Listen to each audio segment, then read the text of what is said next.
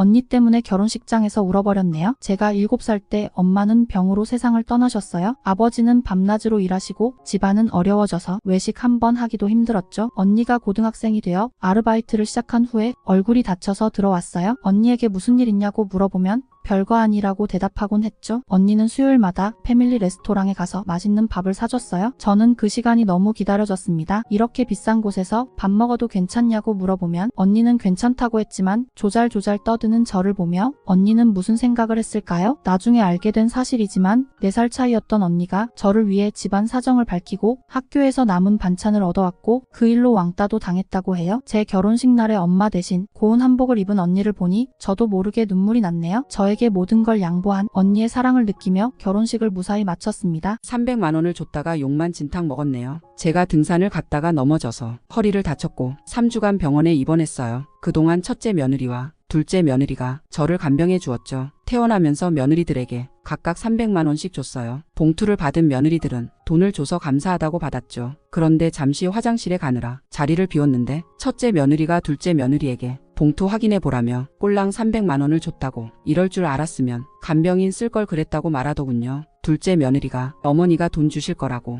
생각도 못했다고 말했는데 첫째 며느리가 혼자 착한 척하냐더군요. 그 말을 듣고 화가 나서 제가 첫째 며느리에게 너는 매일 핑계대고 빠져서 둘째 며느리가 간병을 다 했는데 300만 원이 적다는 거냐고 도로 내놓으라고 했어요. 그리고 둘째 며느리에게 봉투 2개를 다 줬습니다. 첫째 며느리는 그제서야 죄송하다고 하더군요. 기분이 상해서 그렇게 행동했지만 두 며느리의 관계가 상하지 않을까 고민이네요. 예비 시어머니가 돌아가신 아버지에 대해 막말을 하네요. 제가 12살 때 아버지를 잃고 엄마가 혼자서 저와 동생을 잘 키워주셨어요. 지난 토요일에 상견례를 했습니다. 예비 시어머니는 아버지가 없는 저희 집을 못마땅해 하셨고 아들이 혼자 돈을 벌어야 하니까 예식과 아파트를 해오라고 하셨어요. 그리고 사업한다고 남자들 많이 만날 텐데 그런 꼴은 못 본다고 하셨죠. 가만히 있던 엄마가 참다가 아드님이 좋은 직장에 다니는 것도 아닌데 뭐 그리 당당하냐고 반박하셨어요. 그때 예비 시어머니가 그렇게 성격이 드세니 남편이 일찍 떠난 거라고 말했고 엄마가 화가 나서 예비 시어머니 얼굴에 김치를 부어버리고 저를 끌고 식당에서 나왔습니다. 저는 앞으로 어떻게 해야 할까요?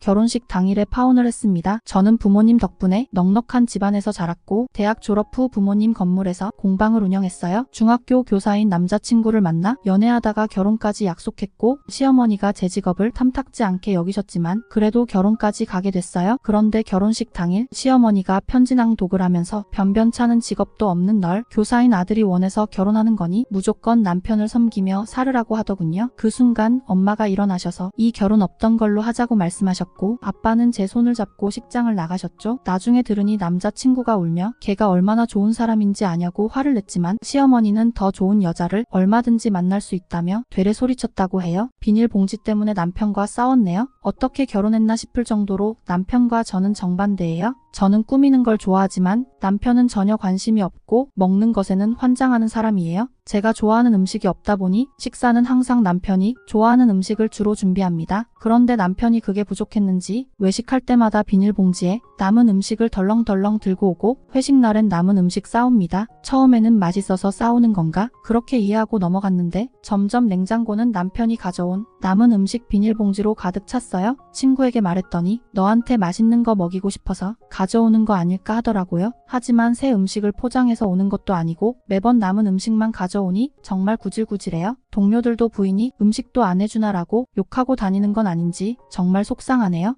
남편이 전 여친을 만나고 오더니 저한테 화를 냅니다. 저는 회사가 멀어서 직장 동료와 카풀을 하고 있어요. 제 카풀 파트너는 남자인데 남편이 굳이 성별을 물어보지 않길래 먼저 말하지 않았어요. 그러던 어느 날 남편이 퇴근길에 차에서 내리는 저를 발견한 것 같아요. 미쳤냐고 카풀 파트너가 남자면 말해야 할 것 아니냐라고 화를 내더군요. 그렇게 남편이 화내는 이유를 저는 알고 있어요. 그는 7년 동안 사귀던 전 여친을 버리고 저와 환승연애를 하다가 결혼했거든요. 그래서 남녀 사이에는 절대 동료가 없다고 생각해요.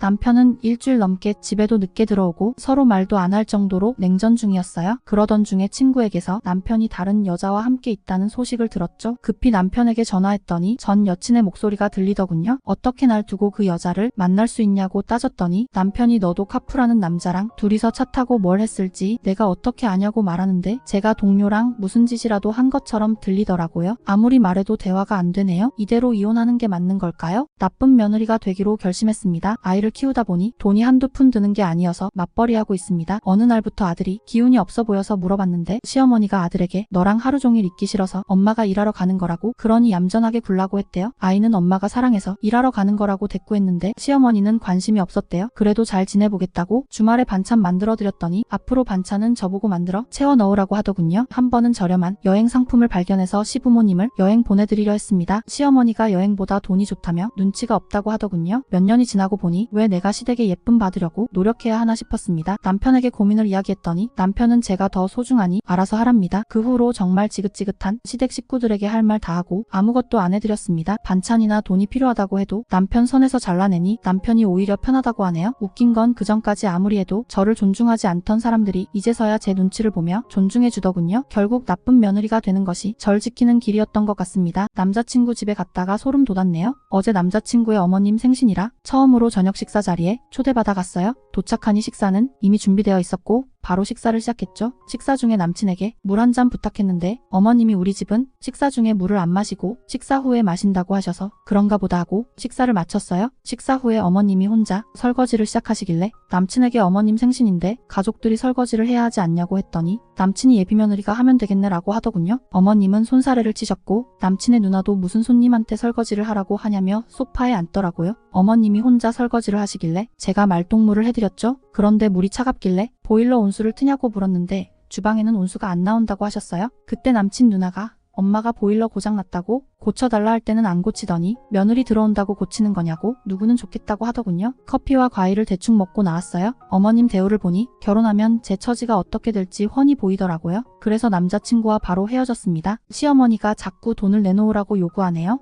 올해 시누이가 결혼할 예정인데요. 시어머니께서 남편에게 대놓고 혼수를 준비하라고 하셨어요. 동생이 시집 가는데 오빠로서 당연히 해줘야 한다고요? 그런데 저희는 결혼 2년 차이고 최근에 아이도 태어나서 경제적으로 여유가 없어요. 그래서 그런 사정을 말씀드렸는데 돈 관리를 어떻게 했길래 모아둔 돈이 하나도 없느냐고 제게 눈치를 주고 잔소리했어요. 그때 남편이 그만 좀 하라고 혼수가 그렇게 중요하냐? 돈이 없는 이유를 진짜 모르냐? 어머니가 병원에 계실 때 아내와 제가 모은 돈으로 다 해결해드린 거 모르냐고? 돈이든 혼수든 시누이가 알아서 하게 그냥 냅두라고 소리치더라고요. 당황해서 얼굴이 빨개진 시어머니가 방으로 들어가셨고 남편은 신경 쓰지 말라면서 자기가 알아서 하겠다고 했어요. 시누이에게도 연락이 왔지만 남편이 크게 화를 낸 이후로 연락이 안 왔습니다. 그날 남편이 제 편을 들어줘서 정말 든든하고 고마웠습니다. 임신 소식을 전하다가 시어머니 때문에 울었네요. 결혼 2년 만에 임신을 했습니다. 오랫동안 기다려온 소식이라 안정기에 들어서자마자 시댁에 임신했다는 기쁜 소식을 전했죠. 그런데 제 말이 끝나기 무섭게 시어머니가 눈물을 흘리셨어요. 제가 뭘 잘못했나 싶어 어쩔 줄 몰라 했습니다. 가만히 있으시던 시아버지께서 저희 보고 집에 가라고 하셨어요. 집에 도착해서 제가 우울해하자 남편이 머뭇거리며 말하더군요. 시어머니께서 남편을 낳고 몸 상태가 안 좋아져서 1년간 병원에만 계셨다고요. 결혼하기 전부터 시어머니는 아이는 낳을 필요 없다고 하셨는데 그게 시어머니의 배려였다는 걸 이제야 알게 됐네요. 며칠 뒤에 시어머니를 뵈었는데 제 손을 꼭 잡으시면서 어떤 결정을 하든 옆에 있으며 도와주시겠다고 저를 먼저 챙기라고 하셨어요. 너무 감사해서 손을 잡고 울었네요. 남편이 없을 때마다 자꾸 시어머니가 시댁으로 부릅니다. 저흰 결혼 6개월 된 신혼부부예요. 저는 낮에 집에서 일하고 남편은 교대 근무를 하며 야근할 때가 자주 있습니다. 서로의 생활 패턴에 불편함 없이 잘 지내고 있었죠. 그런데 어느 날부터 시어머니께서 남편이 야근할 때마다 저에게 혼자 있지 말고 시댁에 와서 자고 가라고 하시더라고요. 처음엔 그냥 웃어 넘겼는데 계속 그렇게 말씀하시니 조금 부담스러웠어요. 저는 집에서 혼자 있어도 된다고 여러 번 말씀드렸는데도 시어머니는 계속 시댁에서 자고 가라고 하셨어요. 제가 계속 거절했더니 인정도 없고 너무 예민하다며 여기 와서 하룻밤 자는 게 그렇게 어렵냐고 화를 내셨어요. 저는 불편하게 자고 싶지 않아서 최대한 돌려서 거절했는데 시어머니의 반응이 안 좋아서 마음이 무겁고 찝찝하네요. 제가 뭘 그렇게 잘못한 걸까요? 부모님이 제게 거액의 대출을 받으라고 요구합니다. 저는 고등학교 졸업 후 바로 일을 시작했습니다. 아버지 일이 잘못되면서 집안 사정이 어려워져서 매달 집에 돈을 보냈었습니다. 어떤 날에는 돈 문제로 대화하다가 어머니와 다투게 됐습니다. 어머니는 집이 힘들면 서로 돕는 게 당연하다며 너무한 것 아니냐고 했습니다. 한 달 전에도 어머니께 생활비 300만 원을 드렸고 돈을 갚겠다고 하셨지만 아직 돌려받지 못했어요. 최근에는 건조기를 사겠다며 제 신용카드를 사용하셨고 오늘은 대출을 받아달라고 하네요.